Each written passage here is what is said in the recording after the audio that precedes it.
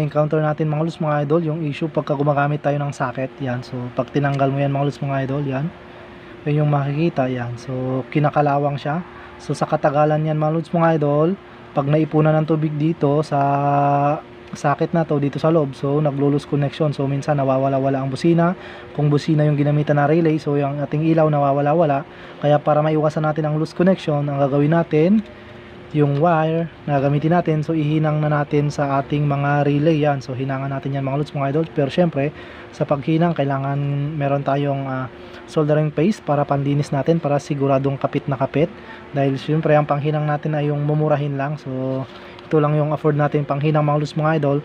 Pero okay naman to basta marunong lang din tayo maghinang at gagamit tayo ng soldering paste. So para kapit na kapit yan mga lods mga idol, kuha tayo konti ng soldering paste. So pahiran natin yung hinangan natin. Kung halimbawa dito, yun, so pahiran natin